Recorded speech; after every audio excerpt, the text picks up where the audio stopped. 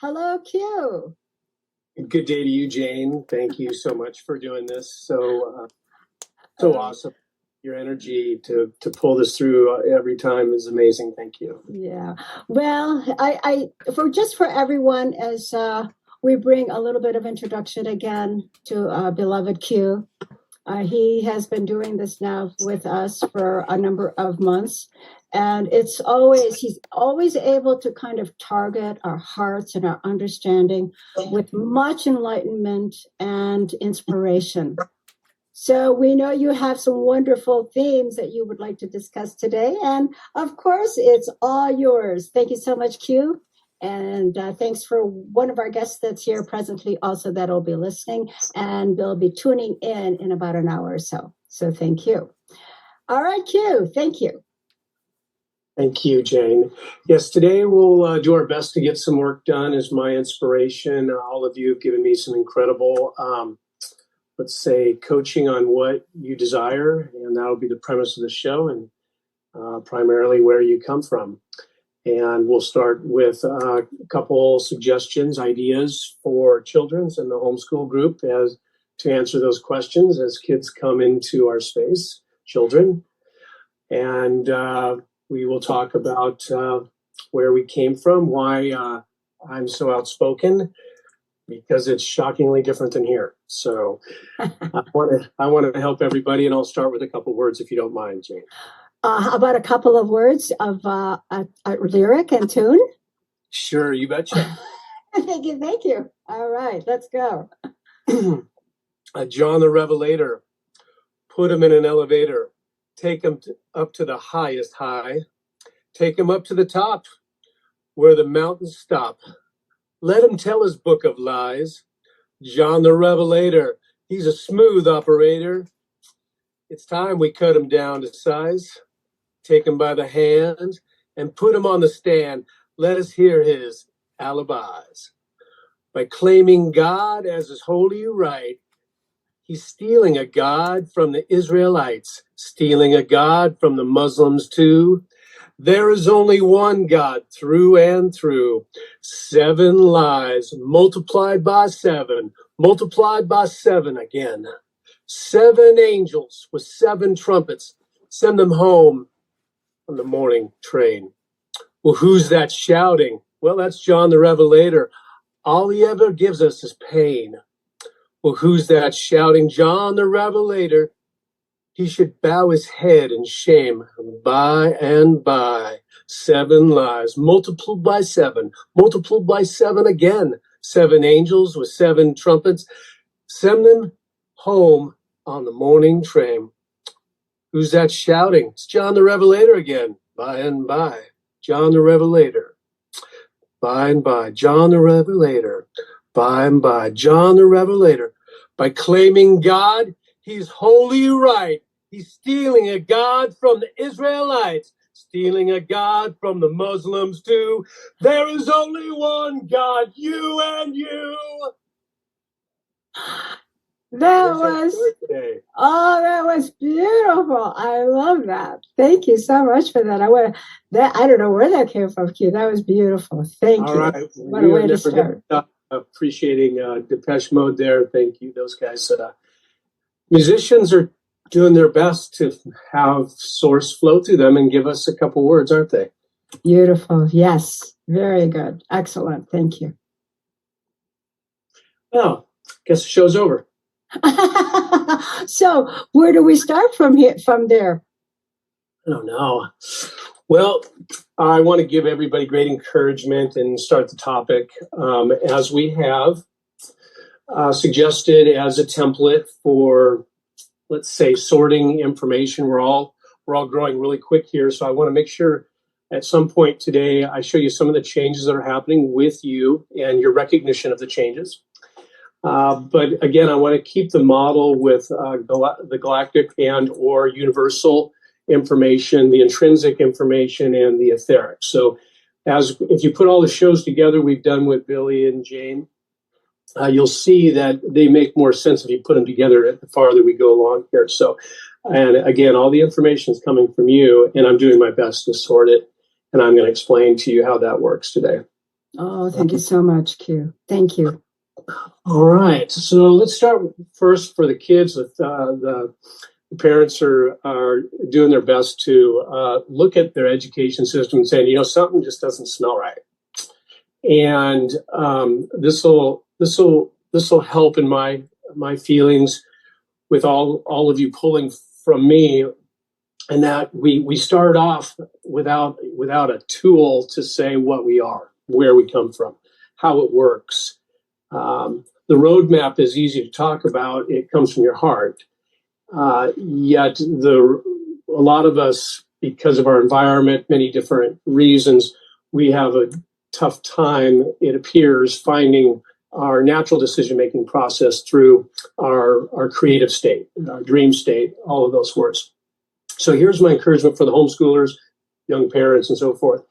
And I'll remind you how it works. Some of this is going to be redundant and repetitive for a lot of us that are really making some changes in others, but we must grab as many as we can here, and we got to talk to a very wide bandwidth of individuals. So I want to remind everybody of that. The children are really exciting if their environment hasn't been impacted too much physically. And here's why. Most children, at least in the Western world, if they haven't been bludgeoned by the medical industry,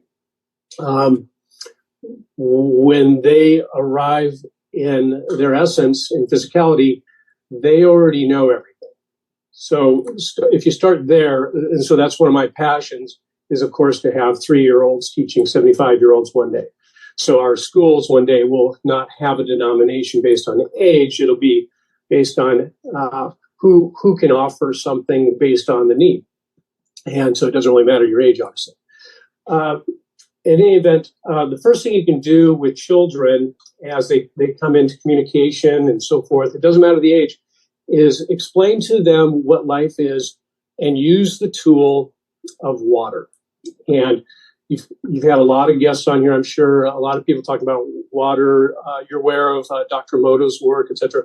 But there's many clues on your planet to show how you work comprehensively, and water is the best one.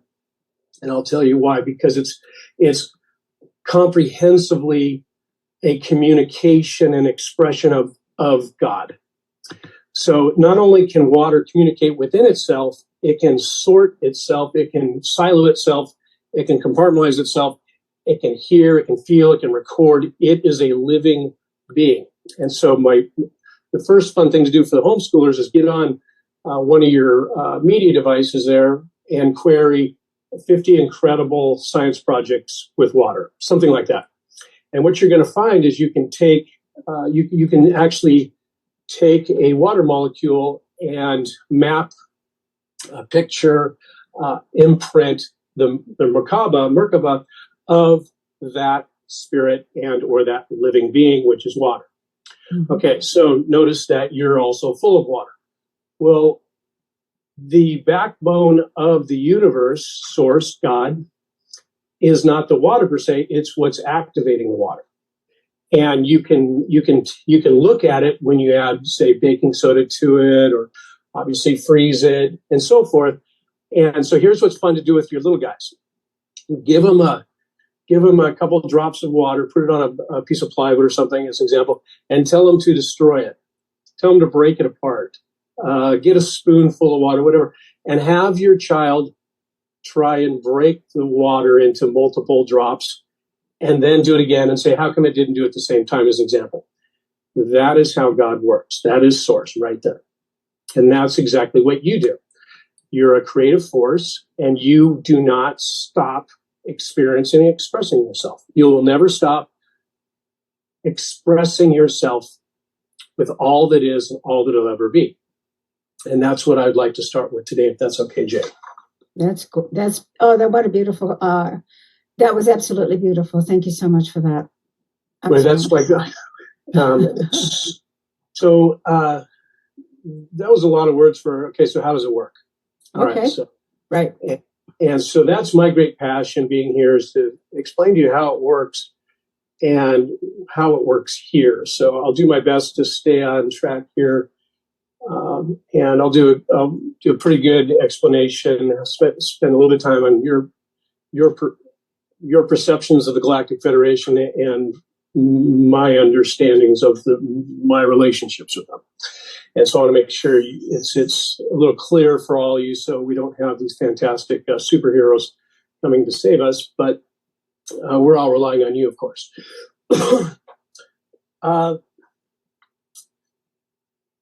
What it looks like for us on the other side.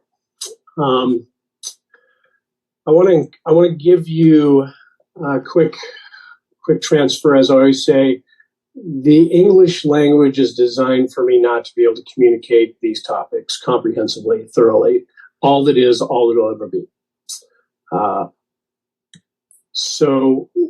But we'll start with a premise. Many of the words I'm using, I don't care for. Many of the words I'm using are incomplete. Again, take the information the way you want to translate it. That's what I'm doing. I'm doing my best to translate the information that you all desire. And it may not be everyone specifically, but it's a good summation of what you're desiring. The goal here is for just a lot of our natural communication tools, which I'm going to speak about if time permitting, are in all of us without making our mouth communicate. As an example, if I talk to Zora, which I did this week, we communicate out of a common courtesy for others and ourselves, but we actually ask each other a question that we are going to answer before we actually ask it. So that's your normal form, an example of your normal form of communication in physicality. So you really don't have to talk. You don't really have to get knowledge from a book. Yeah, it's entertaining, but all of your knowledge is in your heart. And I'm going to speak to that real quick. I want to start off with your understanding of universes. Again, this will always be a Cliff Notes version. Take from me what you will, throw away what you don't. There is a discrepancy based on what I've heard so far from many individuals, the difference between a universe and the multiverse, and a discrepancy from frequency and dimensions. So you'll notice most of us that come to you from the other frequencies, we don't like the word dimension because we can see the limitations to it. We don't like frequency either, but it's the best we have. Give me an example of how it's really tough for us to use the English language. And this is one of the symptoms you're going to see too. It's very incomplete to how you're feeling about communication. So that is one of the key items I want to talk to you about. That's natural.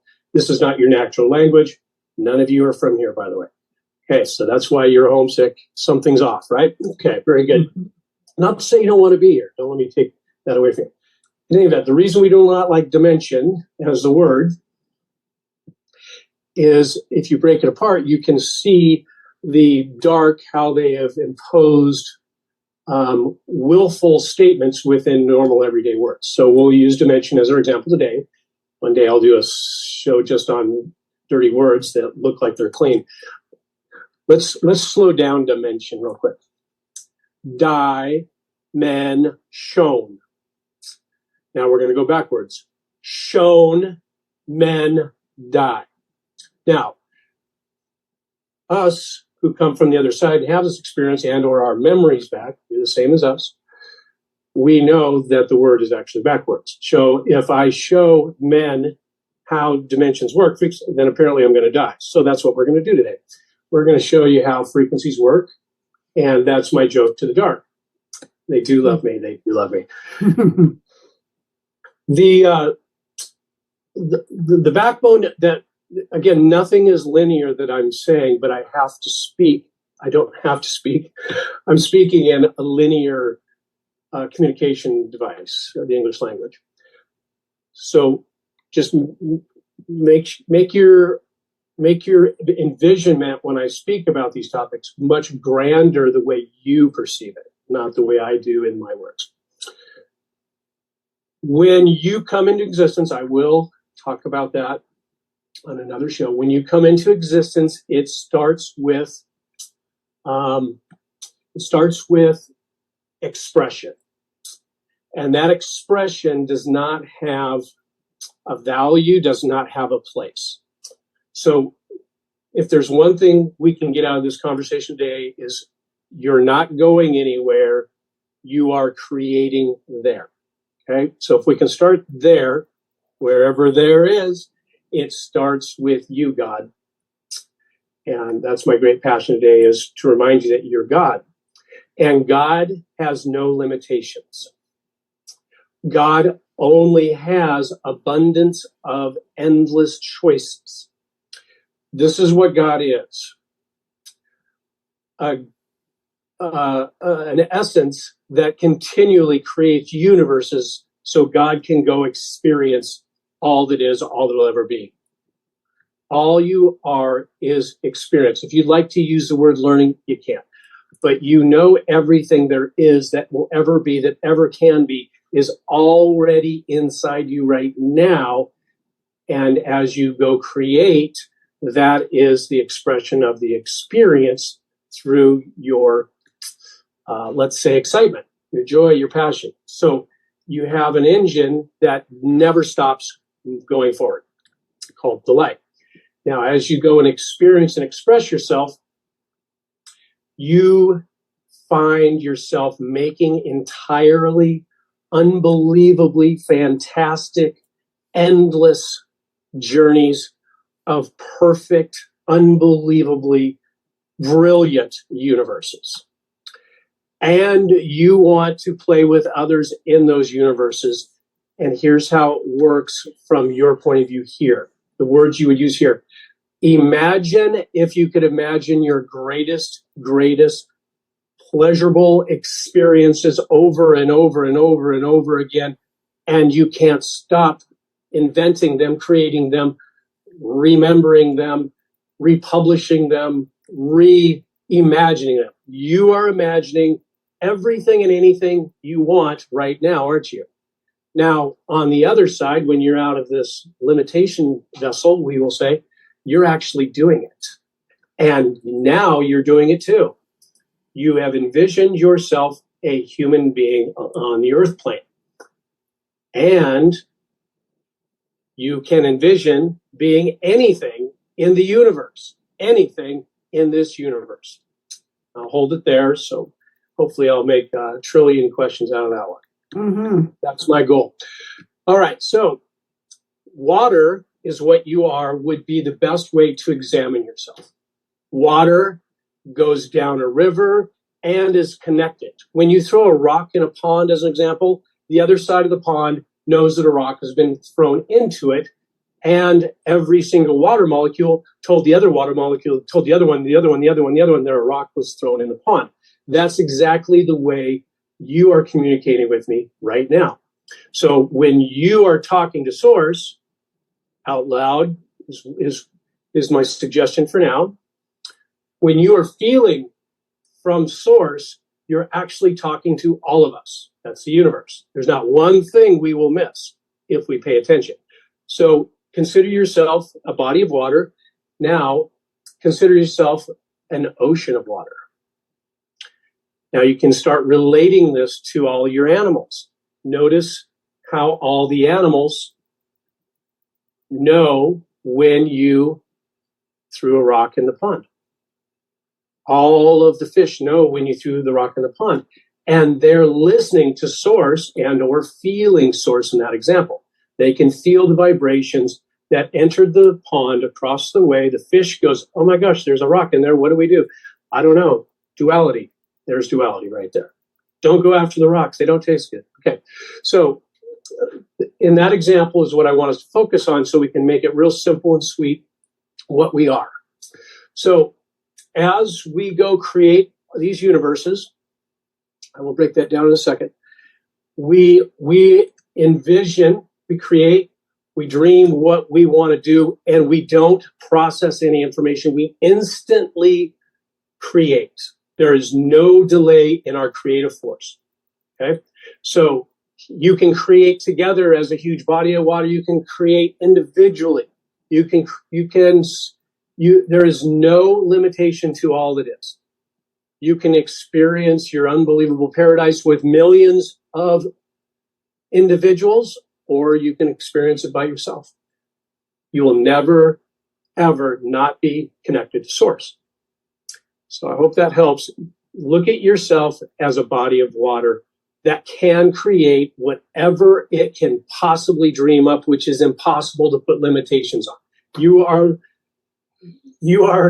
the captains of limitation when you're in the earth plane would be a good stereotype, because there's no limitations for you. The only limitation is not remembering, not knowing that you're doing it. So you're actually doing it right now in your body. You desired, inspired, dreamed you'd want to be in this space instantly without a delay. Okay, there was no delay. So don't worry about how you got here, but it might look something like this. You were frolicking as a seal. Let's just make you a seal today. And if you've ever watched a huge team of seals, seal pups, sea lions, I don't care, they effortlessly play all day long. They giggle all day long. If you really watch them, they're like little kids. They're like 4 and 5 year olds. They play till they tire themselves out, sit on a rock, sunbathe, and they do it again, look for another sardine. You cannot stop a seal from playing.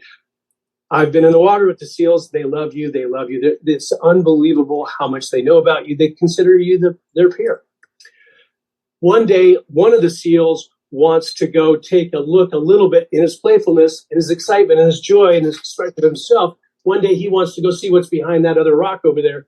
And then he's so joyfully, playfully, innocently naive. He keeps playing, and all of a sudden he looks around the other corner, and there's, oh my gosh, there's another cavern, another crevasse. There's all these other places to go play. And all of a sudden he's not with the rest of the gang. Where'd they all go? I don't know. And then all of a sudden he's envisioning where he's at, and he finds himself in a location that isn't that he perfectly picked. He kind of stumbled into, i.e., that's you on planet Earth. Okay, so that would be the short version. Another way of looking at it is you were so excited to be a body of water, and one day you went down another estuary, ravine, what have you, and as you went by, a camper was there, and he put his bucket in the river, and he scooped you up and put him in his pot, and he boiled you, and then you evaporated, and then that same camper knew how to grab you when you came back as rain. That's another example of what's happened on Earth. So I hope that helps a little bit. The reason I'm explaining that to you is that identity is your nemesis. All right, so now we're going to go on the other side of the fence here. That's just a base for what it looks like as just some kind of a backbone for you to start. Okay. The universe that you're in is very, very, very unique because it has no limitations. So all of us come from a distribution process, a light from the point of essence in which your creative desire, inspiration, impossible to explain in English language, is initiated. And that transition place from frequency is not constructed. It's never constructed. So dimensions are not constructed. You are creating the location you want to experience. So start there, and it gets a little easier. So when we talk about ascension, you are bringing it to you, not the other way. You're not going anywhere. There's no one coming to save you. It's up to you, your God. Okay. So when we go and create a universe, and there are many universes, we would call them the multiverse for the ease of sorting the information. The universes, some of them have limitations. So in some universes, you can't have this low of mammal and participate in. So there are some universes that have restrictions. And that's why this universe is fantastic, because you can do anything and everything at every single frequency. This universe was designed to be like all the other universes if there was a definition for designing a universe. So the expression of us is endless in this universe, and all of us are connected as one, experiencing anything we want to experience. Okay? Hey, Q, that's really great, but I got babes at home to feed. Okay, so I know I'm gonna get killed with this one, but I love us starting here so you can at least sort it, because you'll be able to get the information. This is part of the symptoms you're going through now. You're actually able to take my information and go work with your heart and build your own words the way you want to sort it. And that's the amazing part about Ascension is you're getting all your abilities back, whether you like it or not. Your knowledge center, all it is, all there ever be. Now, what's important about the way we come into this universe, and you do come from what might be called a light ship.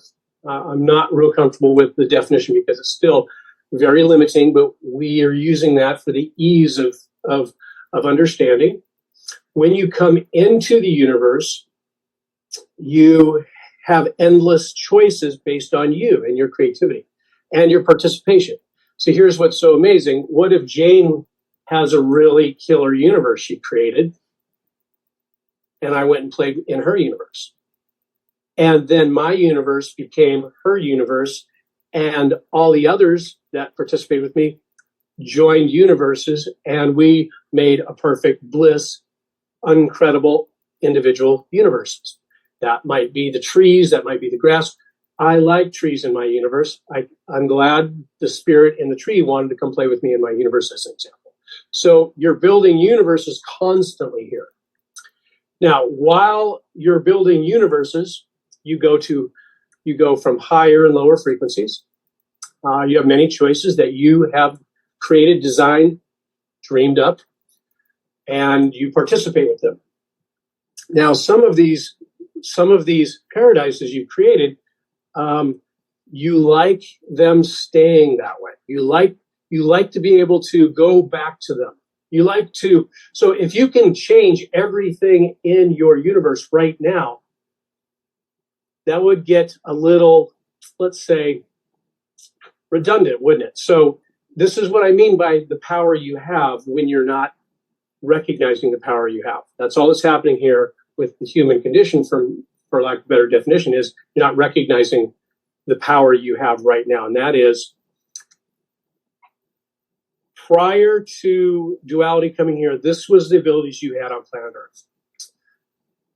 You woke up and you said, I don't have to wake up. I don't have to sleep. But I wanted to sleep today because I just wanted to see what it's like. And so you woke up and you said, today I am going to be a lion. And you call over to the other clubhouse and you say, hey guys, I'm going to be a lion. Oh man, I'm going to be a jungle cat too. Okay, I'm going to be a jungle cat. Not me. I'm going to ride one of you guys.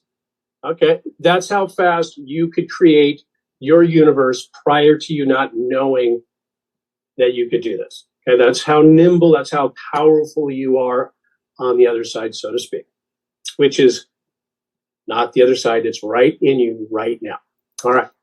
So if you could change every living thing in your existence every single day, all the time, and everybody around you in individuality or collective could do the same thing, you'd want a little stability, wouldn't you?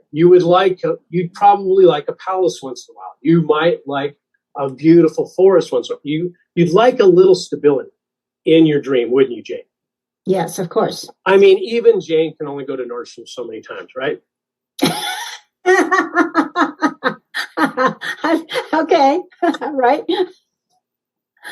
Right, and so this is what's so fascinating about the dark. Funny. This is what's so fascinating about the dark. They're happy to buy the entire planet, sell it and buy it again, sell it, buy it again, sell it, buy it again for 1,000,000 years and think they've achieved something, and so they're tuckered out, and that's why they've done what they have to us. Okay, so here we are creating anything and everything we want, and here we'll touch on how the Galactic Federation works, which is not their name.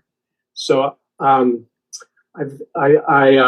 get full cart on making fun of the Galactic Federation and explaining to you that, dear ones, these individuals have knowledge beyond your wildest imagination if you're going to call them names.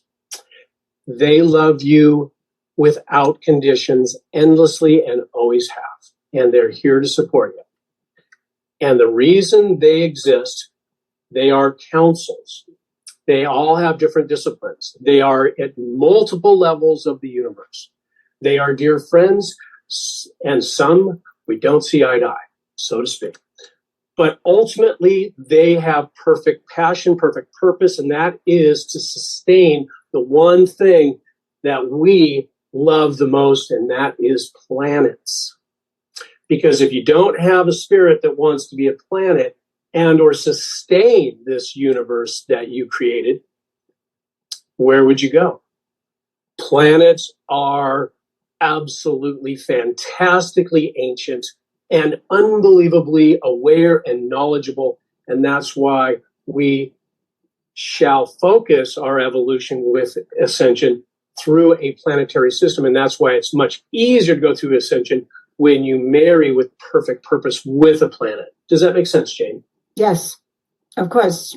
So when you look at the title you're giving the Galactic Federation, absolutely incomplete. First of all, the vastness of this group is undescribable. And it's always changing because our inspiration is always changing. You don't always want to be the guard of Earth, as an example. Okay, and that's not the way they look at themselves. How you have all been a participant in some way, shape, or form. Now you're a participant in what you're doing now. So don't look at it as them and us. Look at it when you're inspired to sustain a living library like Earth. That would be a natural feeling that would come from Source, as an example, because we can feel everybody else's desires throughout the multiverse. Everybody as a whole, when they go into individuality, is really excited about a paradise. That's not too easy not too hard to see. And we're all excited and inspired about a location that thrills us, like an Earth.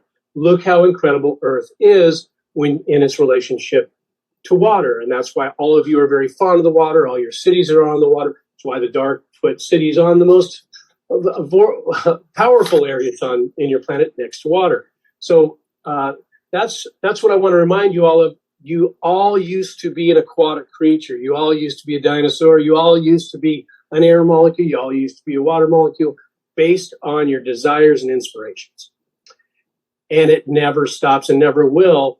And that's how we experience our universe. Was that a good start? Wow. That was huge already. Q.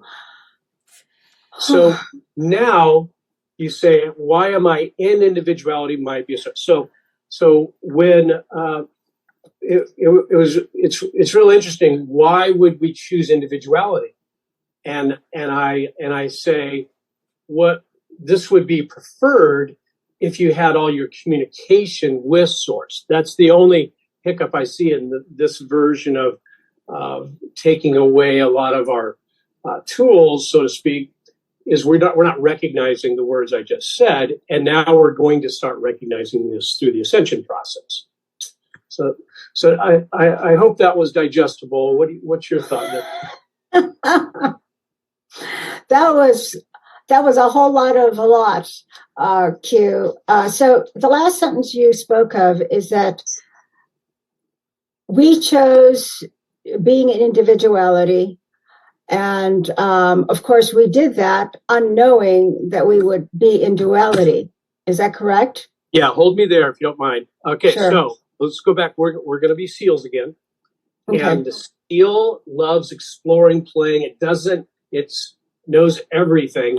And that's why you don't need to know anything here. So when I come to Earth, in this example, and the way in which I came through a body that already existed, all I've been doing is forgetting everything that was epigenetically recorded in the body I come into. So you are now, the seal has gone around the corner, went down a crevasse, and now is going, wait a minute. I created a little trap for myself, and I don't know how to get out, as an example. I'm not calling that as a condition we're experiencing, but some you're living close to are. So not all the seals are playful now. Not all the seals can see that they are actually creating their future. So that's what I mean by that. Does that make sense? Well, okay, so I go around the corner and I've created, I put myself a universe. You create a universe. Yeah, and so this universe, so this universe that I created was actually a trap unknowingly that I got into the trap, and now here I am. So now, okay. apparently, now hold it there. Yeah, now hold it there.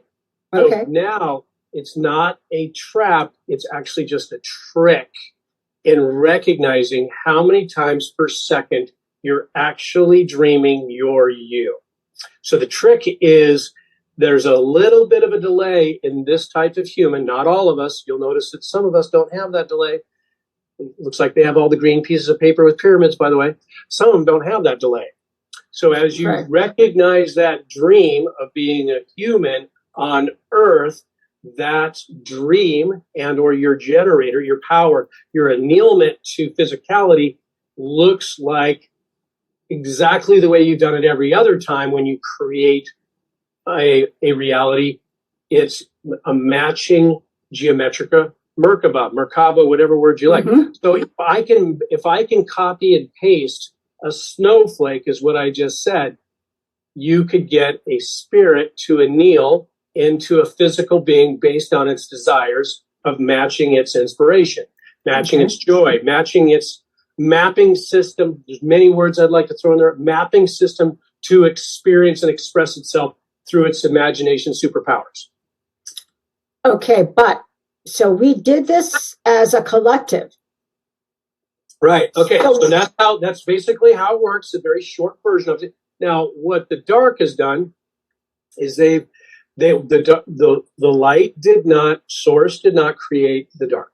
Okay, but source is in let's say reinforcing it and or endorsing it by participating with it, which makes it stronger. And this is why this is important to start talking about the intrinsics now as we look at our time machine here.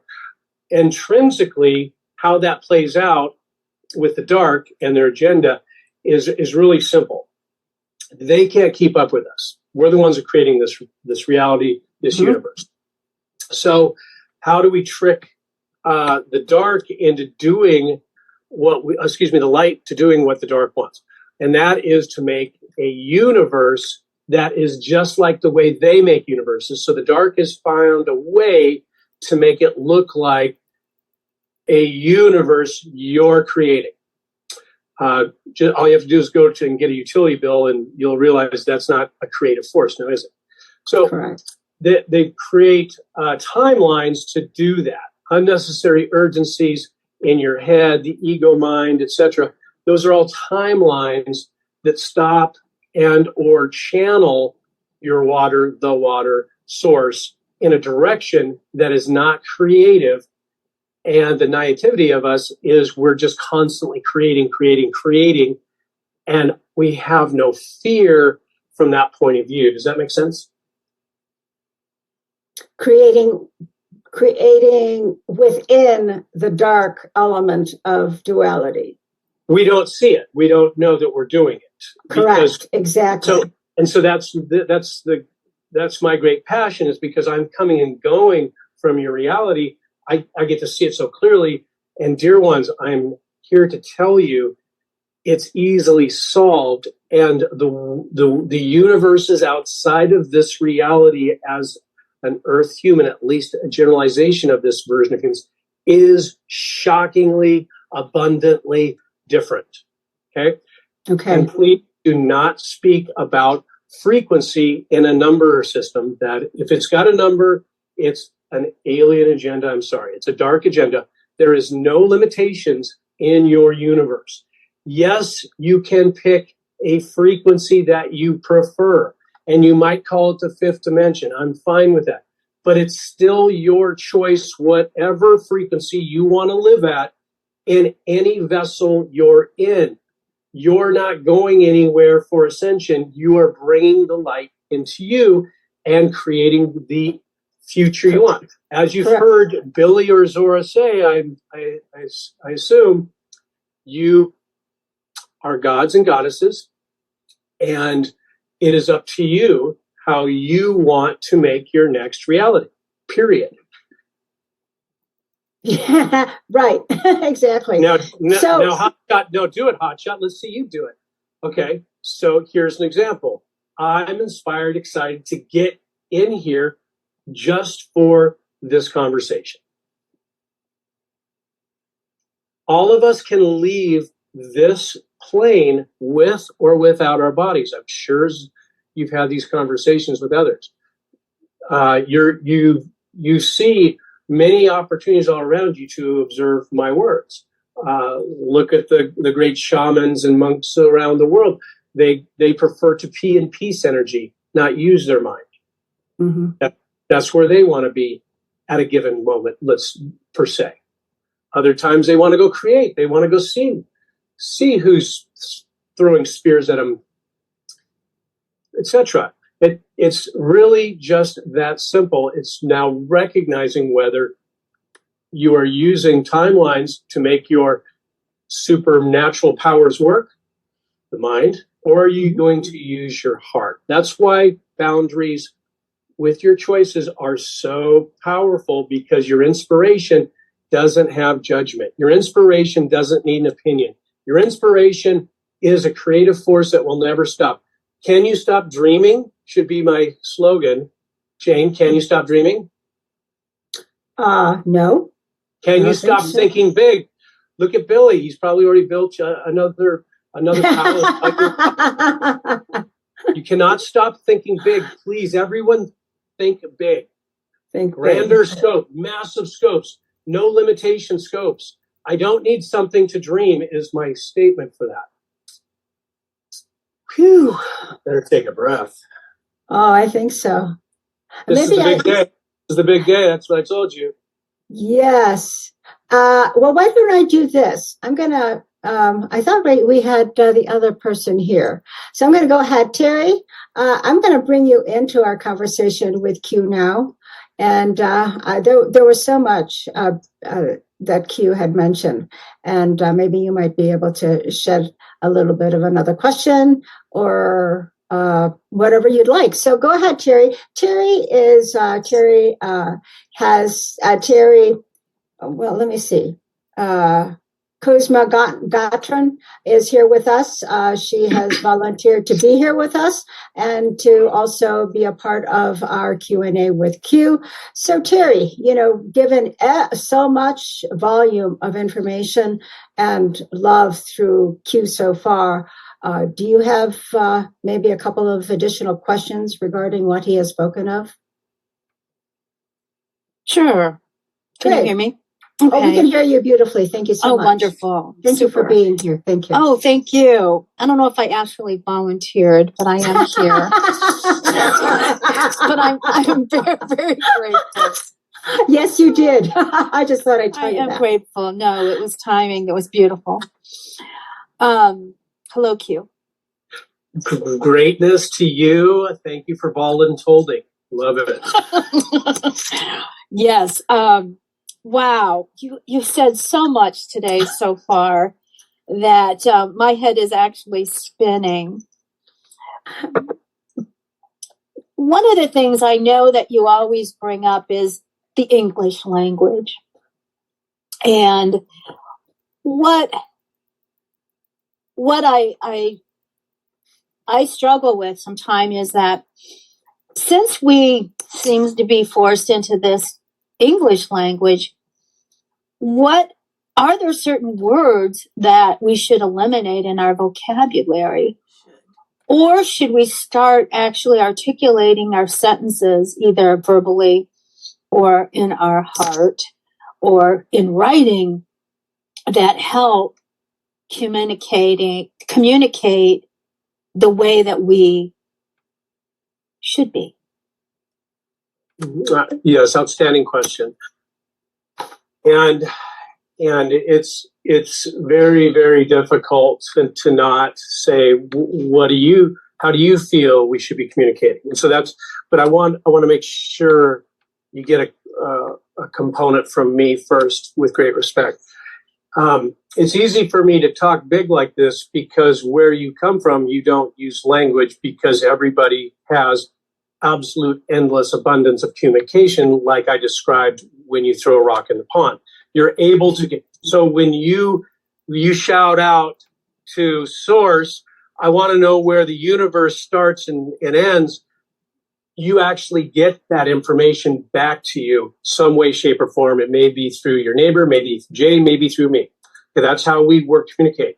So when I see a language, many languages that divert us from that awareness, that natural knowledge center, we can actually practice with our pets. That's the best way I suggest, at least in the Western world, is to talk to notice that a lot of people talk to their pets without using words. They know exactly what's happening. Dogs have their own silo, as an example, of communication bands. There are times when you're talking to your dog telepathically, if you like that word. It's not complete.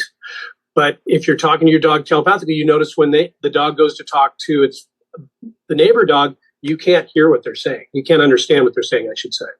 Well, we have that same gift. We have that same tool. So this is one of the ascension symptoms that is not a symptom, is you're actually transferring information to me before you actually said it. Pretty interesting, huh? Mm-hmm. That's going to be normal going forward. And so to your point, I suggest we make another language that endorses that. And with my dear friends, I just say, of course, so we don't have to finish the sentence, so we know that we know what else we are thinking and or processing. So shortcuts for me I think are fun, because that also is the muscle that you get stronger at using your natural communication tools through your heart. I hope that helps. No, that was very helpful. So in the event that you are in a room with multiple people, and in your heart you have an intention to speak, let's say, a truth, a new idea, let's say, could you be experiencing individuals who are already aware of the intent and behave out of fear because it's a new idea? And then you also have individuals who respond differently, favorably. So let's say you walk into a room, you haven't said a word yet, but you have your intent of what you're going to be sharing with them. Theoretically, they already know, or many of them, right? Mm-hmm. Absolutely. Okay, then how do you inspire the ones who are, the ones that are behaving out of fear because they don't want the new idea, because they're going to have to let go of some limiting beliefs? Wow, that was beautifully put. Because couldn't you standardize that for most of the people you meet? That's what they go through. Yes. Yeah. And so this is the courting that I do my best to explain to you. We're all super psychic. That is the most ridiculous word, even the word ridiculous. Okay, so look how tricky they've compartmentalized our communication, they being the dark. The way you're describing it is perfect for me, because you're saying that person can already feel the information, but can't sort it without the mind creating judgment. Yes. Or position or identity. So there's many people you've met in your life and you say, I really don't think this is working. I don't like you, without using those words, of course. And then 3 years later, you guys still don't like each other, but the judgment's now been even increased even more from the individual, we assume. This is the definitions I'm using how epigenetics works. Epigenetics, so this is why ascension this time is so grand, is because this version of humans, epigenetics, is stronger than it's ever been in the history of mammalians for the dark. Okay? And you have gotten super, super powerful bringing in the light. So we've got a mano a mano going on here about Do I trust my heart center and my faith in my next decision making? And or why do I keep thinking about Jim who hates me 3 years ago? Because that's the way your ancestors thought. And now you have it all right now in your body. So that's why it's real important for us to clear all of our past traumas that we keep thinking about, the past in our day in and day out lives. Does that make sense? Mm-hmm. It's still, so kind of going back to that situation when you walk into the room and you know they already know what you're going to say. Mm-hmm. How can you have a better experience that you can, I'm going to say persuade them, because that's not the right, in my heart, I'm trying to communicate maybe, let's say a healing experience. I don't know. And they can't get past it. So it's really not our job to get them past it. Hallelujah. Hallelujah. Gosh, that's a good word. That must be a Bible word. That's a good word. Okay. So here's what you said to me. I love going to parties where everyone is dark. I like that they overthink everything, overanalyze everything. I love playing with darkness. That's what you just said to me. I didn't intend to say that. No, I know. That's the trick here.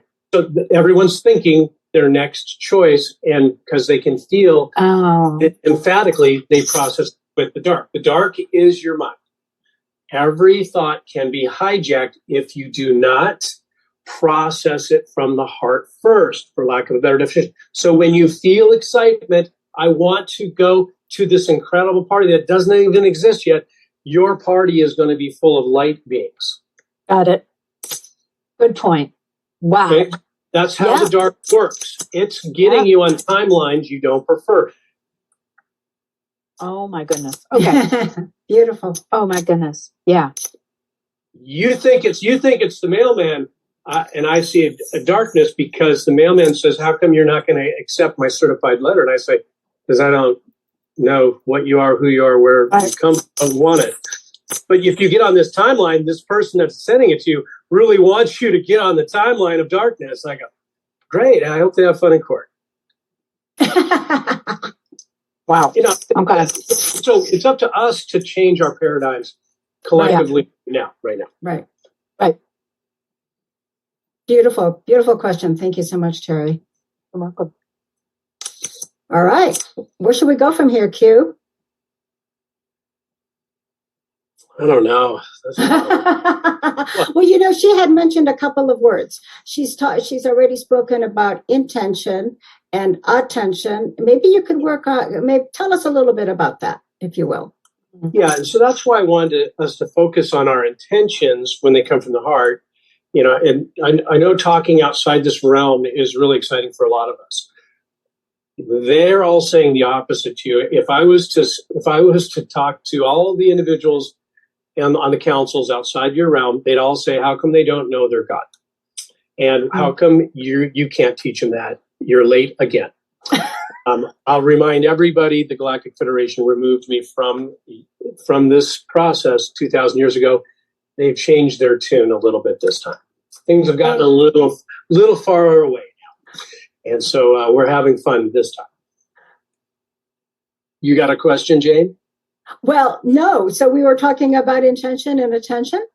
Yes. Thank you for keeping me focused. Again, that's how fast you can change your passion, because you're in a dream state for the most part. You're excited to talk about something, and Jane steers me forward, but I love all of the topics, so it's difficult for me. Of course. Yeah. Okay, so when you have perfect intentions, it comes from, again, very limited in how source works. In one word, all it is, intention is the driving force for the imagination. I intend for the sky to be pink today. I don't know. Let's pick one. We're a seal again. My intentions don't have boundaries. They don't have limitations. Intentions, expression, we've got too many words to stop the flow of the river is where I'm doing my best to explain. Your intention is for a comparison is breathing.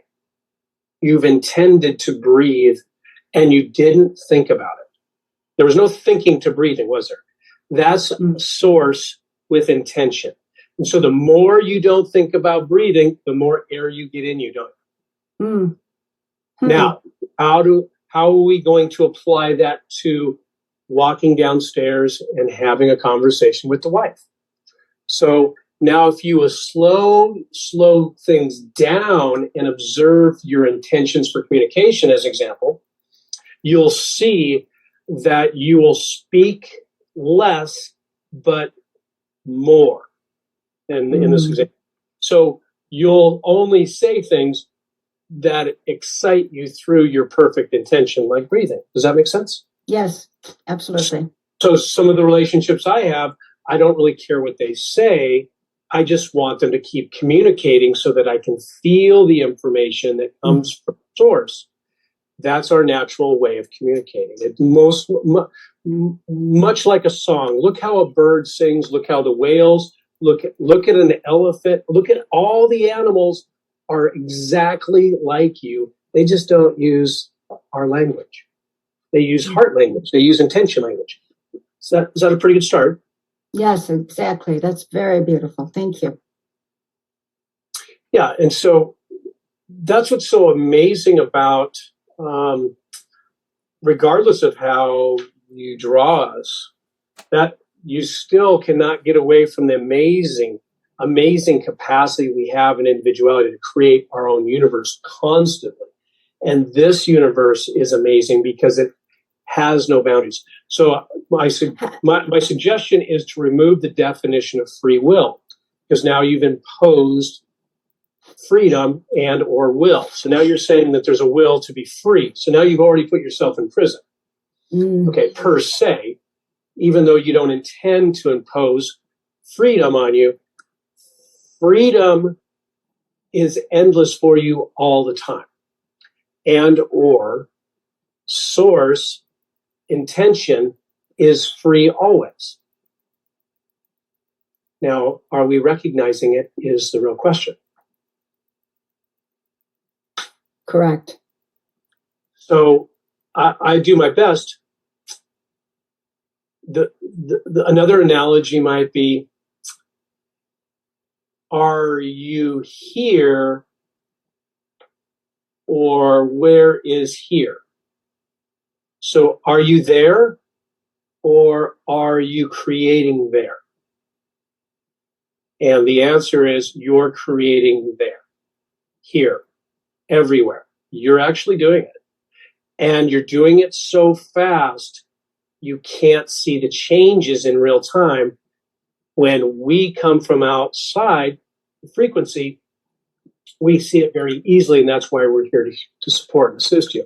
I'll give you an example of a light being from one of the council members that you'll recognize that could explain it in a very intrinsic fashion here, and that was Carl Sagan.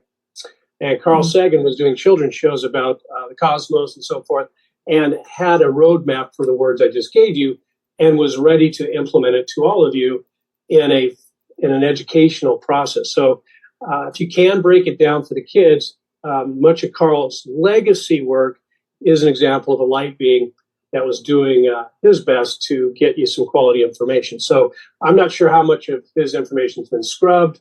Again, I'm not endorsing any books or anybody's literature, but at least you have another example, another light being doing that. Lucia Nicola Evans is another one.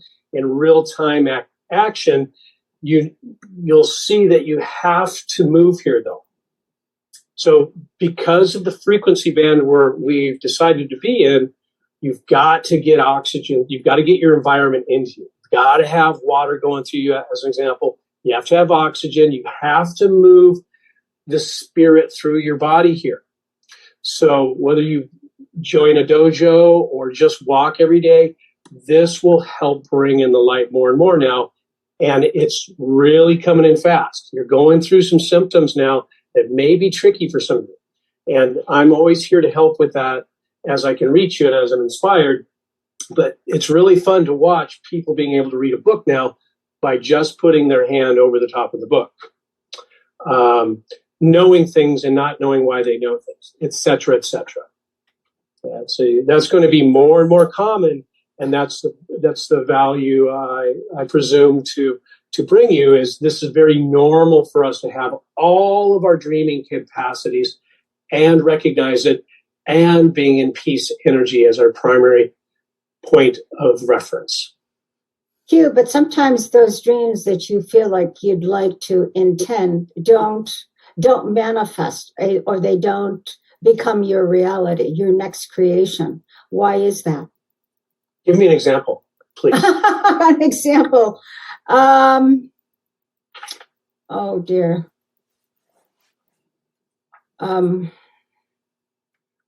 dead air is what I've learned about this stuff. Can't have dead air. So what I've learned. Thank you for that. Okay, yeah. So let's just say that I would like to you got me, because I've got so much on I guess in my heart that I'd like to be able to do, but again, there are things also that are impeding the process.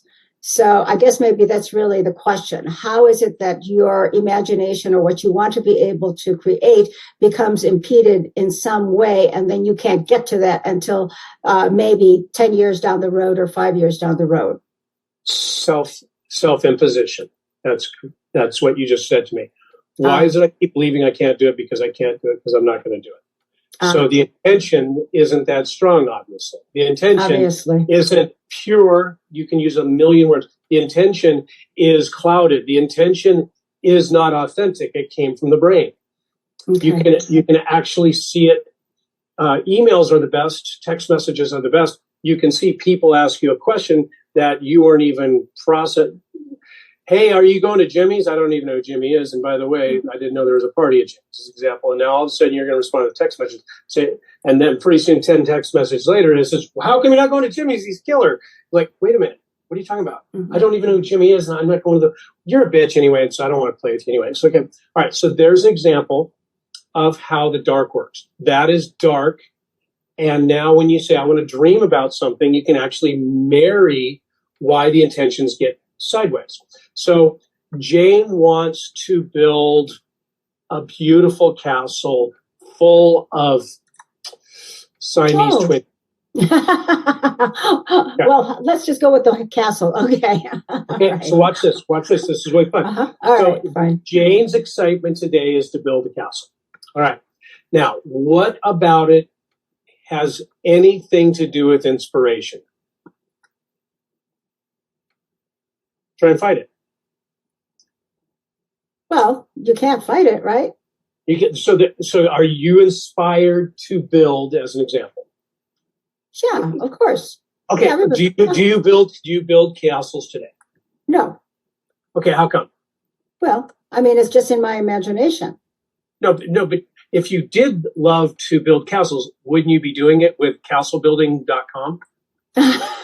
Well, that's also true. I would at least be investigating it. Correct. Now, you love the idea of having a castle full of Siamese cats. Don't get me wrong. Right. Okay. Beautiful idea. We all love Siamese cats. Absolutely. They don't talk. They don't come to you when you ask for them, et cetera, et cetera. So, so here's an example of how I'm going to do my best to answer your questions. If your intentions aren't pure from the heart, the whole thing falls apart. So doubt, fear, guilt comes from the head. Lack of comes from the head. Again, the musicians don't have any doubt or fear in most cases to make a song. Right. A painter loves to paint, doesn't need many resources either. And by the way, every time the painter wants to paint, somehow the resources just show up. Mm-hmm. This is the magic of God. You have this all in you. If you follow the heart in your intention processing system, for lack of a better definition. So maybe the answer to that question then that I just posed in regards to the palace is because maybe that was not really my highest intention, or it's not my highest inspiration. That's right. And so I can Okay. guarantee you, recently I watched somebody from another country look for a home in another country where there is no homes and instantly found it because they were inspired to go back to that country and live in a home they appreciated and desired. And the home came available, and all the resources and all the people showed up to support it. Mm-hmm. That's the natural Okay. synchronistic way the universe supports you, and we all support each other that way. That's how we do it. Okay, I have a question.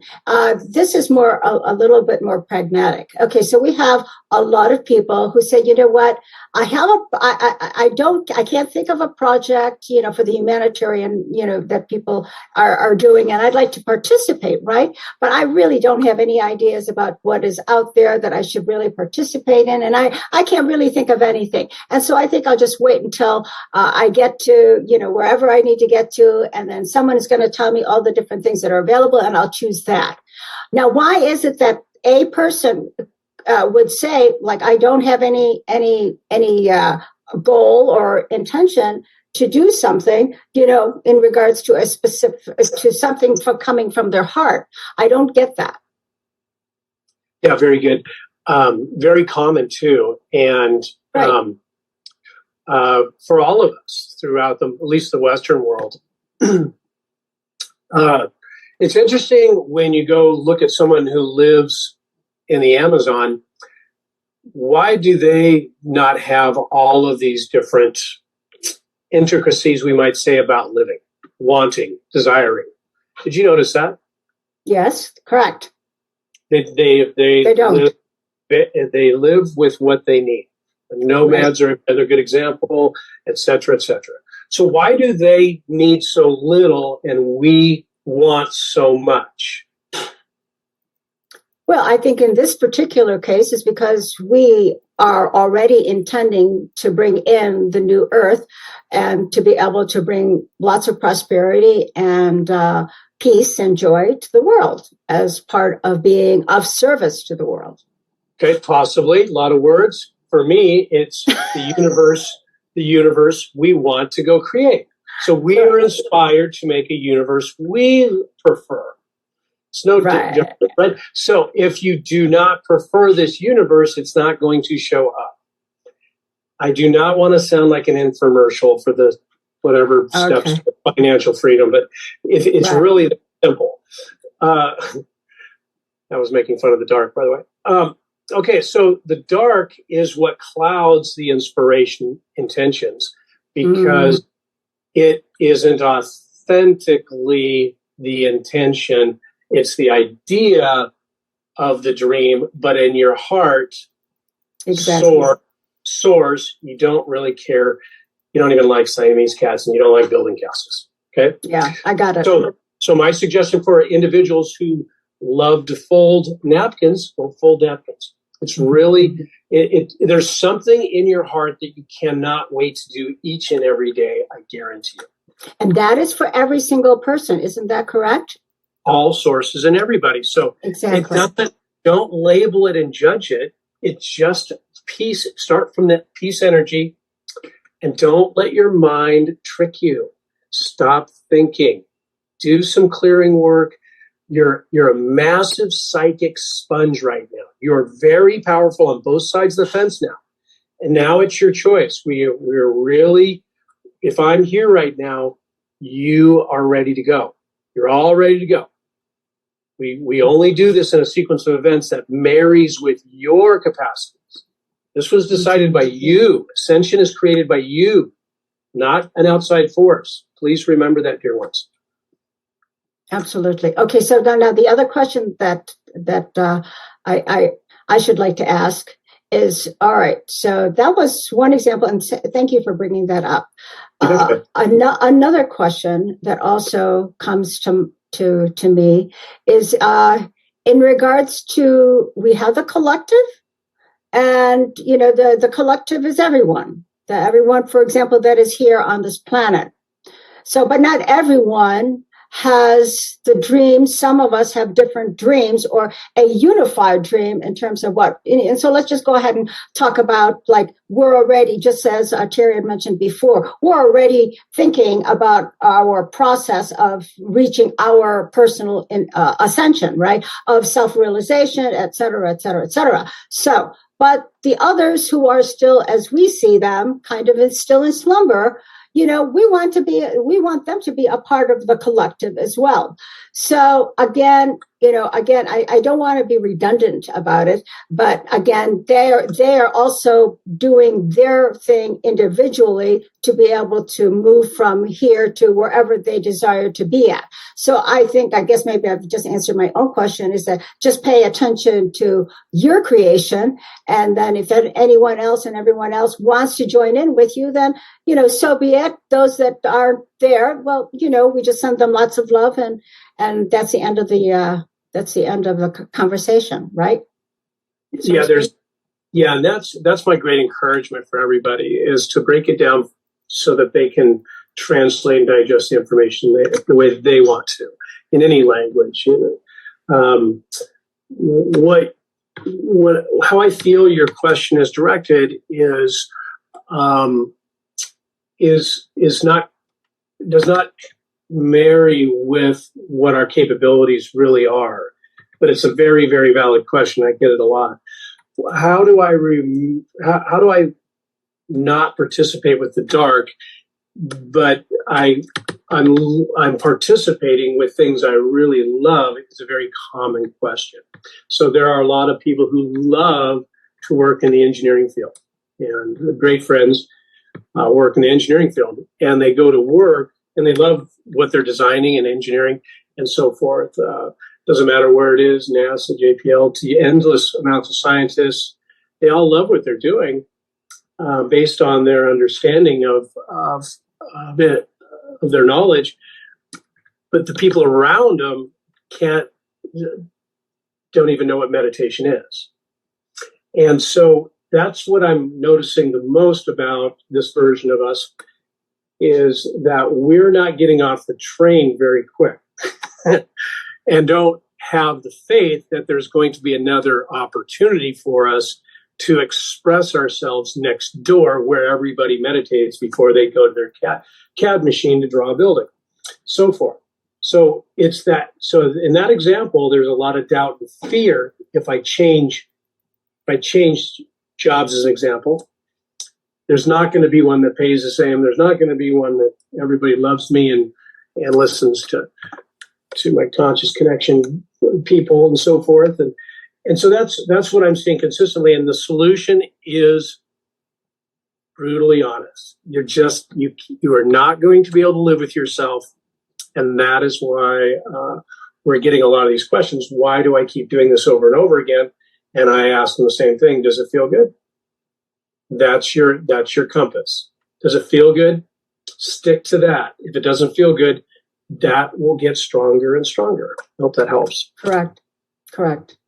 Yes. Well, that answers my question, generally speaking, because I think for all of us, we're always thinking about our next door neighbors, or we're looking at, others that we really care about and love, but who are not even close to waking up. And so we just continue to be with them and be that love for them. And, one day they will, get it or not get it, and it's all okay. I think that's really where we need to be at, is that just as long as you're the peace energy, you're always sending them that you want to call it from frequency or vibration, just eventually, maybe, hopefully, they will come around, right? That's correct. So okay. one common theme that we can use music's comparison. When I come into this realm, the biggest shock is emails, text messages. So looking at so the artificial intelligence that's watching us right now, I can map it. This is one of the skills apparently I was blessed with here. So I can see what direction it's coming from. And of course, you saw me create a timeline opposing artificial intelligence a few weeks ago. I'm sure we're all having fun with that to prove it exists. when we look at electronics and communicating electronics, not only do you have the disposition of the linguistical misdirection of our emotional feelings doing its best to communicate much broader than any of these words can describe, because you're doing it from a collective and or from source. But the electronics transmitting into you is very difficult for this human to sustain for any given time. So I find it very difficult to sit in front of a computer because I come from a higher frequency, much like all of you are going through now. A lot of people are counting on you to respond to that email, and you don't really feel like it. That's really good news. That is really good news, and everyone feels guilty they didn't get back with their best friend or whatever it is. But you just don't feel like touching these computers anymore. It's a very low frequency decision to play on computers. And you can see where it's gotten us. We're obviously being mapped, tracked, manipulated, and you are now getting so powerful, you can actually fight back through electronics. I'm not endorsing that, but I'm watching a lot of people break computers, break iPhones just by their light in them, won't accept that frequency band when they go to use it. So that's probably another symptom we should put on the list. A lot of people are having to get a lot of new electronics it doesn't work the way it used to. You used to be able to respond to that email instantly, didn't you, Jane? Mm-hmm. Some things can wait. Some things can wait, can't they? That's very true. I'm sorry, Terry. Right. Hey, Terry, do you have another question for Q? Hi, I do. You state that you come in and out of this universe. Aren't we doing the same thing? Absolutely. I just recognize that I'm doing it. And when you're out of this universe, do you know it? 100%. So I'm in real time. You're not. You guys are all on timelines. I'm not. And that is not new news to any of you. Yeah. This is a very old technology taking us out of time and or being in timelines. That's how creative and powerful you are. You can create a different reality that I come participate in. That's what you just said to me. And a timeline is a sequence of events, or is that considered time? Time doesn't exist. I mean, I right. feel that. Good study. Thank you. So do we just recognize sequence of events? And if... Great question. So hold me there. I Okay. don't carry a lot of the memories to stay with you, but remove sequence of events and change it to inspiration based on creativity. Okay. So, timelines are reactionary. Real time is proactive for you. So the emotions associated with I have to don't come from source. As an example. So when you're inspired, the synchronicity that I believe you're asking about occurs positively because you come from the heart point of view, and it occurs, those sequence of events negatively occur when you are in a reactionary doubt, fear, guilt. I'm late. I should do this because my mother told me to. That's all timelines. That makes sense? Yes. You use the word real time. Mm-hmm. So real time is from the heart? No. Right. So, okay. That's correct. Okay. So then it almost, how can I say this? It almost appears that there isn't even real time. It's an experience. Does that make sense what I just said? Yeah, Okay. you nailed it. You nailed it. Now try and put that into words, because you can see it, but you can't Yes. talk about it, can you? I can't. No. Mm-mm. Yep. But you know what it's you know what you're trying to communicate, right? But it's not possible to know the information until you observe it in your knowledge center, so to speak, right? So that's why it's so fun for us to just keep collaborating. Okay. Yeah. So look how we're all siloed into 50 different states in America. Look at all the countries, look at all the languages, look at them. Everyone's getting eyeglasses. Everybody's aging too quick, etc. They don't want us getting too old here, do they? See, the goal here is to get us all together more and more. And the light from each and every one of us grows each and every one of us. It's quite fascinating technology. It is bulletproof. It always works. Okay. So as long as you're inspired in your universe, the universe shows up because you created it. Yeah. Could that transition by tomorrow? Why not? Right. So the doubt, yes, and that's why I'm encouraging people to do their clearings, because being in a vessel like this has unbelievable experiences. It is really sought after to have what you're calling lower frequency experiences, because they're slow, steady. You get a very long experience. Most mammals live as long as they want, as an example. Our environment's a little different here because of the genetic manipulation. But imagine if you could live forever as long as you wanted and change your age, shape, size, everything with millions and millions of other beautiful light beings around a planet that did the exact same thing and molded and blended to your every desire and inspiration, excitement, and emotion. Pretty amazing. Well, it's what we're going through. It's what we're doing. That's exactly right. That's exactly right. And you can't buy the book because it's inside you. Mm-hmm. Okay. That was a brilliant question. Brilliant. Thank you.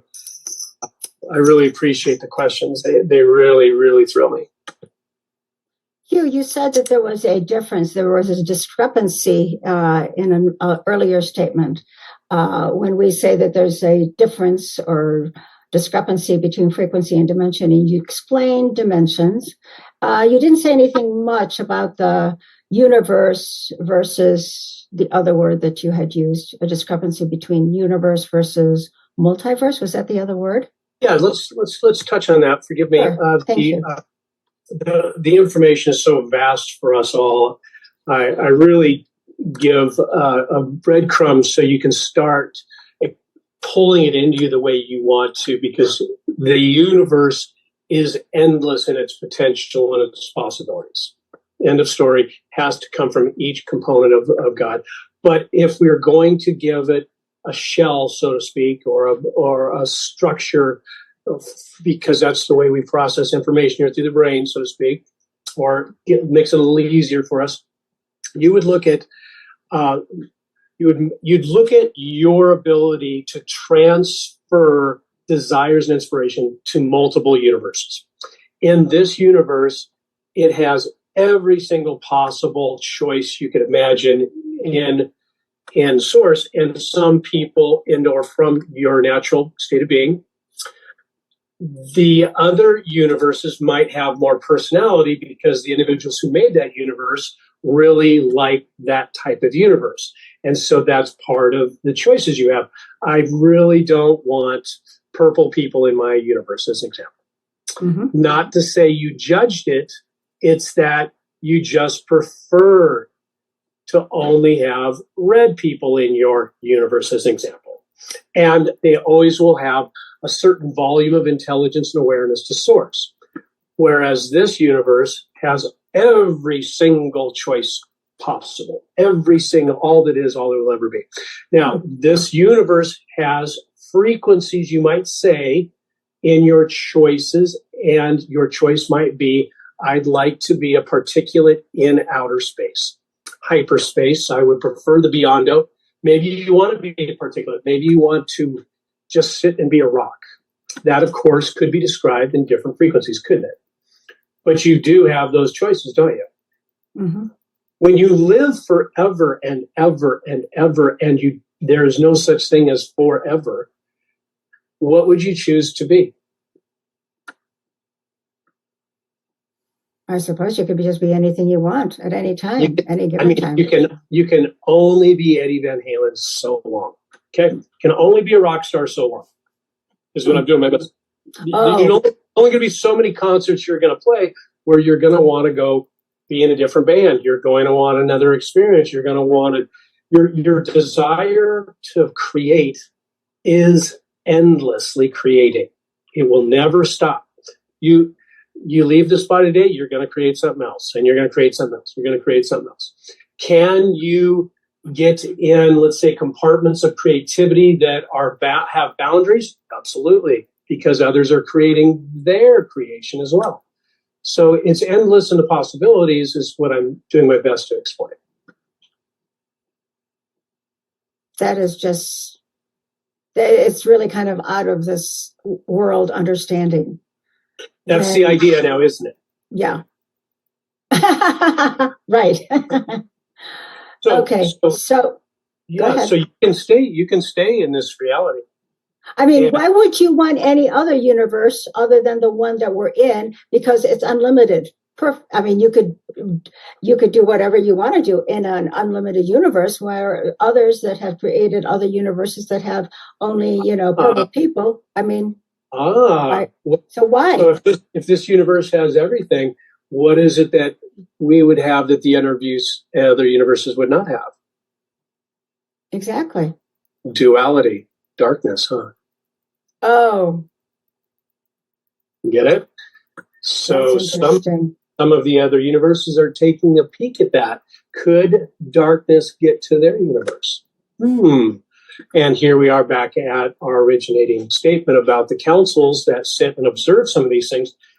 A lot of these universes do now want to be disturbed and are observing why we are participating and playing around that rock Seal Pup went and explored behind, and why are we playing with it, and or do we know we're playing with it?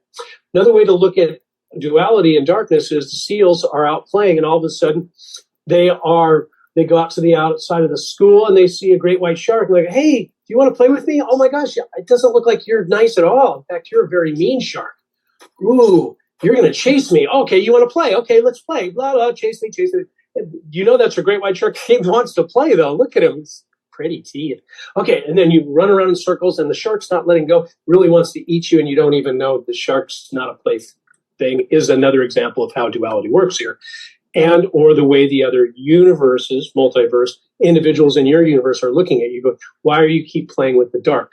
So if I was to summate the Galactic Federation of Nonsense, beautiful, unbelievable, incredible beings of light that adore and love you and will do anything for you is what I would prefer. They are observing how you are participating with the dark because they treat you like you are their little tool. Remember, we're all one. So you have decided to put our toe in the water, and we want to know why you're doing that. That's all that's really going on. And now we want to support you from putting your toe in the black goo. Why did you do that? Because you're us. Mm-hmm. So that's about as far as I can get without getting into great granularity. But what I'm doing my best to stay on your question is within this universe, there's no boundary. So why would you go to the other universe is your question, because there is no boundaries. And there's no real restrictions to going to the other universes. They're just not what you're excited to do in a given moment, different inspiration, expression of yourself. That's all. There's no delta between them, really. Mm. So we definitely chose to be here. And so now here's what's fun is some of us are recognizing it though. So when you start coming in and out of the body after dreams, some of your dreams are starting to take place in real time.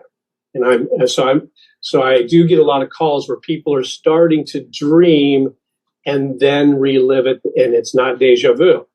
So a lot of your dreaming, creativity, inspiration, excitement is actually coming into your real life, not your real life per se, but your reality that you're observing. And that is getting really common now. That I was just, so a very popular term I hear with people calling me is, I was just thinking I was going to see you after 10 years at the grocery store, and there they are. That is happening because there's no such thing as space or time. So that desire to see the person and the other desire, we use this a lot, I know, that comes together. I have people that have had experiences with each other 30 years apart in dream state and then live it yesterday. That is happening more and more. So the time continuums are breaking down because they're living more from their heart. So don't put let's say, boundaries on when the events happen. When you observe all of your creative existence, make them all one time, and it gets a little bit easier as one suggestion.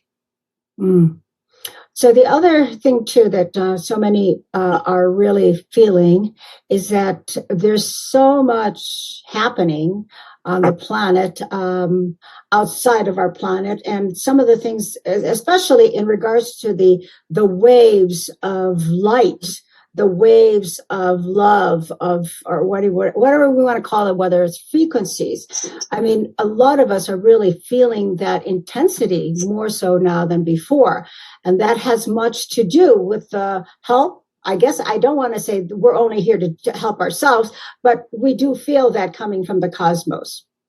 Yeah, it's outstanding. So as I'm doing my best to explain, when you have all of you in your awareness, it is shockingly different than here. It's your expression of yourself, your relationships, your knowledge, your understandings.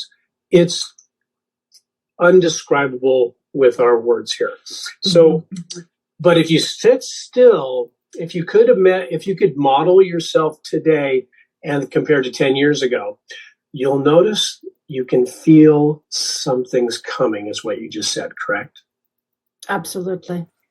We are getting more of us back in us. Okay, so this is the great race in some respects. The dark are watching us get really powerful. And the only way to participate with us is for us to participate with them. And recognizing that is what I'm doing my best to explain. And that's the big difference with this type of human, is we're primarily thinking backwards. So the energies you're feeling, Jane, they don't come from the head. Notice that? Okay. The columns of light, you may be translating them to your head to try and sort it, but you are going to lose the battle. I guarantee you. The light, as we come through the ascension process, that light grows so much more. And back to how we started this call, when a rock is thrown into the pond, you're going to feel it more and more and more and more. And the whole pond is now talking to you. The whole river is talking to you. All of the ocean is talking to you. All of the universe and your knowledge center is coming into you. And it's not always easy. It gets a little tricky when we go this fast, is my opinion of this type of human. Yeah. Everything is so beautiful. I mean, I'm just really, and many of us are. I do have a question for you coming from, this is from Stephen, and he says, how can we fully tell what we are thinking from our heart when we do the command to drop our thoughts from our head to our heart? Great question. Thank you, Stephen. Yeah. So you say it back to me, Jane. Oh, sure. Okay. So how can we fully tell that we are thinking from our heart when we do the command to drop our thoughts from our head to our heart. Okay. And that's easy. Don't think.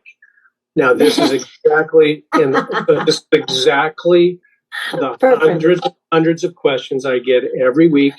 Just I do my best. We're a little behind today, but maybe, possibly, who knows? It is exactly the reason for taking the thoughts from your head and put them in the heart is just to see what it feels like for you. Okay, so when you stop thinking, that duration of time is the heart reaching out to your, let's say, representation, and you're acknowledging it. Now, a better way to position this question possibly would be, how long can you stay not thinking? That's my question for all of us. How come we can't stop thinking? So as an example, this is not to make light of anyone or anything or any past educators. They're all brilliant. There's no way to judge anything in the universe. It's already gone. That's my whole point. I can't remember anything we talked about, but I can go get the information. That's where you're all going, because everything you've done in your life is already gone. It doesn't exist. This is a trick to the dark. You've created millions and millions and millions and millions of relationships and experiences and planets and universes, and you're now worried about what Barbara said after dinner, etc., etc.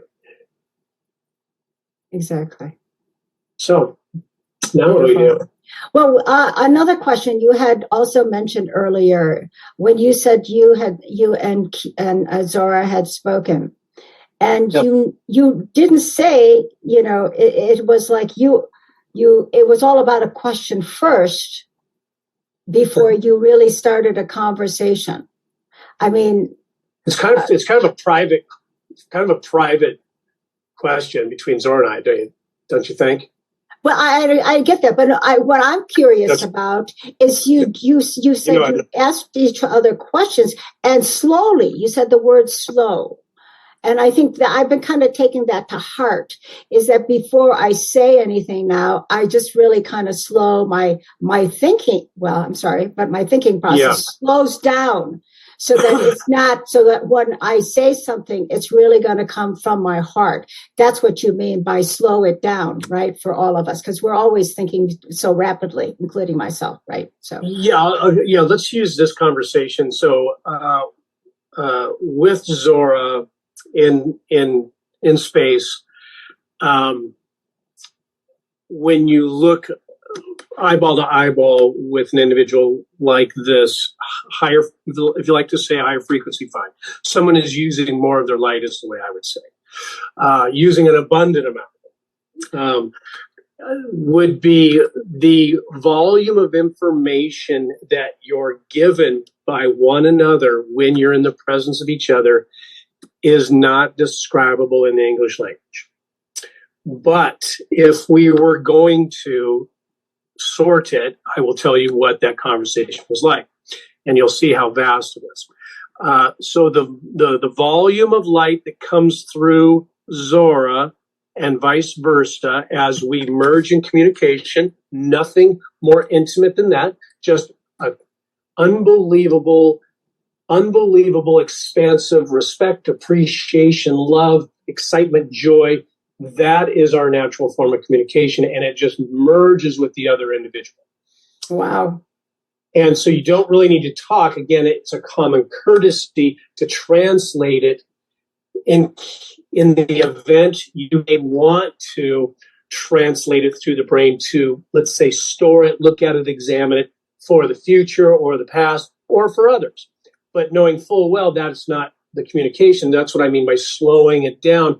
We absorb, I probably in under 5 minutes got all of the information I was looking for, and that is there's many things we left off with last time we communicated. That was how are a lot of the society coming together, but I only said 3 words as an example that had nothing to do with that question.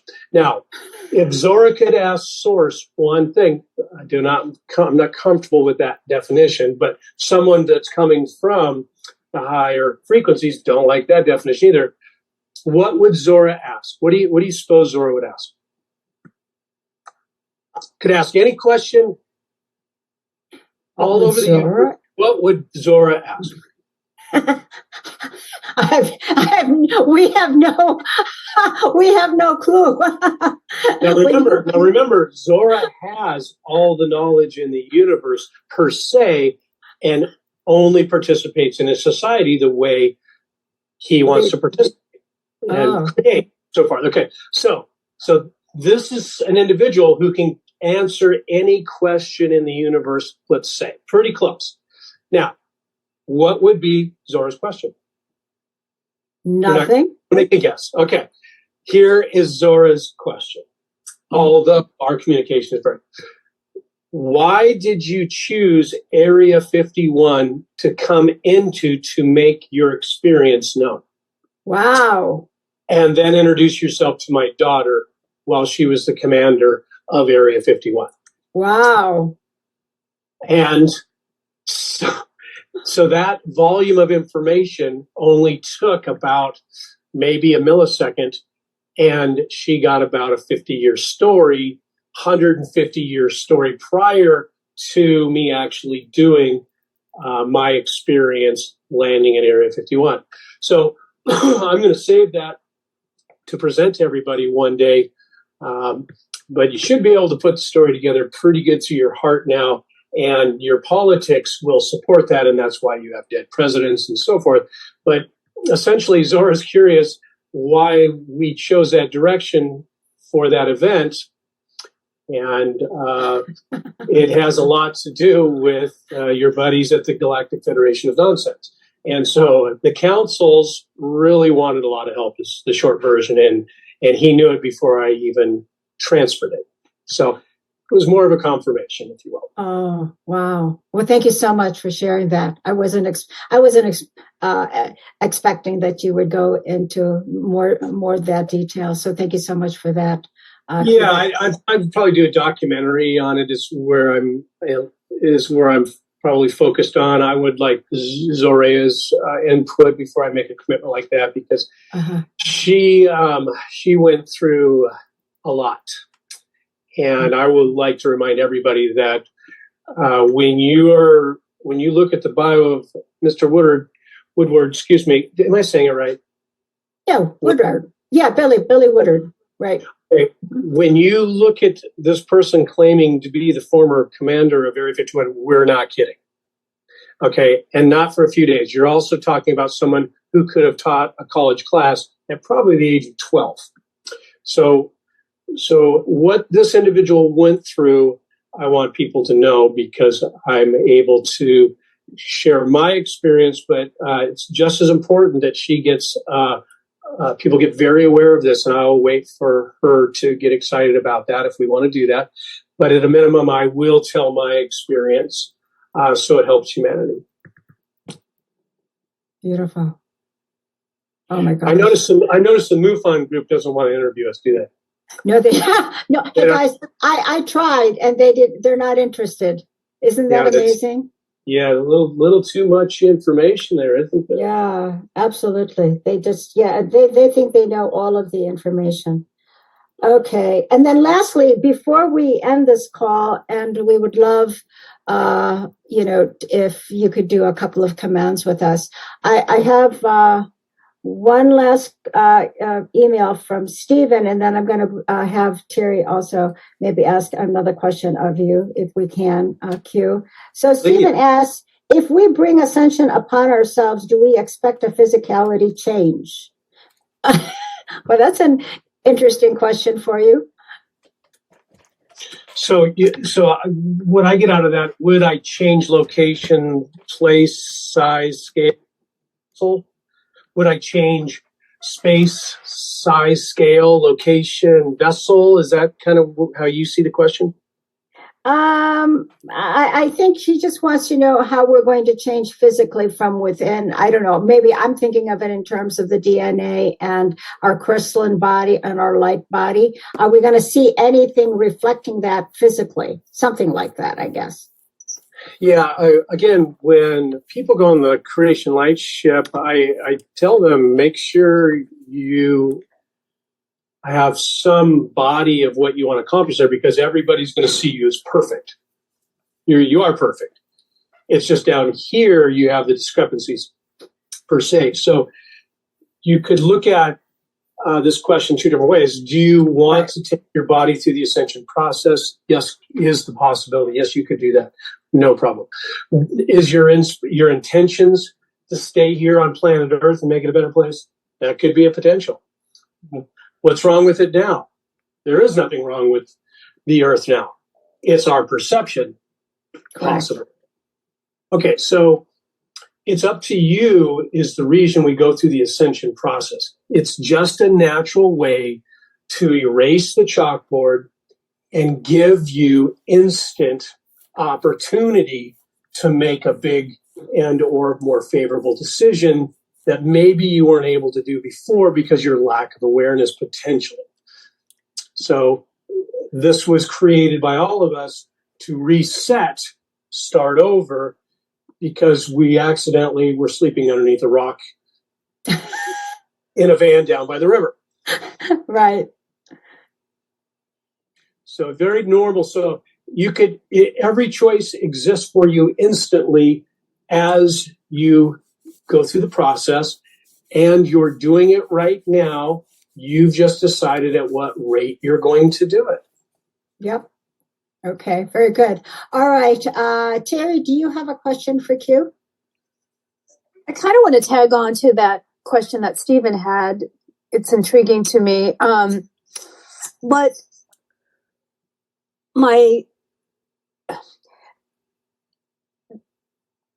there is a physicality to the ascension energy speaking that could manifest in a physical form, right? Okay, break that down for me. All right. So as, let's say, I'll use these words, you allow the energy to penetrate, and let's say DNA is being reactivated. Couldn't there be a physical, let's say even pain of letting go, that then manifests in a physical form, and you may even look different or be seen differently? Okay, great. Hold me there if you don't mind. Thank you very much. Okay, and so where is DNA? Your heart? Where was it? It is? I don't know. I don't know. Okay. I said my heart. Yeah, I said my Okay. heart. That's what came out of my mouth. Okay, very good. Okay, so yours is in your heart. Okay, good. And then, okay. And so where is your heart? It's in your physical body, isn't it? Yes. Okay. So everything before spirit, after spirit is after spirit, isn't it? Source. So yes. That's what I'm doing my best to delineate between intentions, creativity, and the expression of that intention and creativity, which in this case is your body. It's not calculated. It's so powerful. You cannot extrapolate it, sort it, give it a name, a title. It's instant and it's never ending, your creativity to be something. Now, is there a physicality associated with the intentions? Yes. How do I say no and yes together? because you'd still have to have the intention to be something. So yes is the answer in that perspective. Could you have the intention to be something else? Yes. Could you have the intention to be in the etheric. You could. Yes. In the beyond, and that's how the dark is tricking us here, by the way. So if we linger a little bit, we might say we're nothing yet other than right before intention, where there is no time, there is no delineation between intention. As many great musicians have said, if you don't make a choice, you still have made a choice, haven't you? Sure. Mm-hmm. So it's very tricky to answer, and our perceptions here would be my response, because I can't explain it. I know Okay. it just like you do. It's instantaneous. All I can add to that is you can do it right now, because how far down the road we have achieved. We are very, very capable and ready to go right now if we wanted to. Many people, here's one thing you can do to test my words. Children do it all the time. Spin around in a circle. Most people benefit from counterclockwise. Spin around in a circle in a field somewhere where when you fall down, you won't hurt yourself. 31 times, 33 times. There's a bunch of different numerology I don't want to say out loud that'll help you, but you will leave the body. Now, your spirit is going to decide if it wants to stay or leave. Now, I'm not endorsing everybody going out and doing this, but that's one example that if you could control it, so to speak, or observe it in your awareness, better words, you wouldn't need to spin around in circles to do it. Hope that helps. Yes. That gave me no comfort at all with your answer, Q. I understand. No, I think As a child, you probably have experienced it already. Right. So all of us have done it so many times. From my point of view, it's almost funny to talk about it, because most of you taught me, believe it or not. We have 5 minutes left. Oh my God. Oh. Hey, listen, I've got we were going to have another person who was going to come online to ask to help with some Q&A with you. His name is Robert. Robert, can you hear us? Hello, Robert. Hello, Robert. Okay. Why don't we do this, Q? Since we only have a couple of more minutes, if you will, we would really appreciate a couple of your love commands for us as we end this absolutely amazing call again with you. And until we see you again, or you will be on our call also tomorrow on our blog talk show with a Q&A with Zora and Q. So that'll be wonderful. It'll be the second half of our call, which will probably be starting at about 11:15, and that would be Pacific time. And we'll go from there with Q again, and then with Zora and Zorea. So we hope we can see all of you then. In the meantime, Q, I'm going to let you, end our wonderful call with you. Thank you so much. Thank you. We love you so much. Thank you for the questions today. I really appreciate it, to the individuals that called in. And I thank you, Jane, for this never-ending energy you have.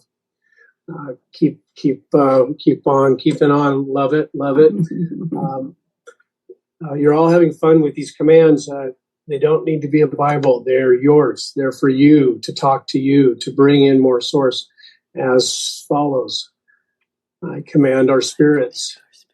I command prime creation.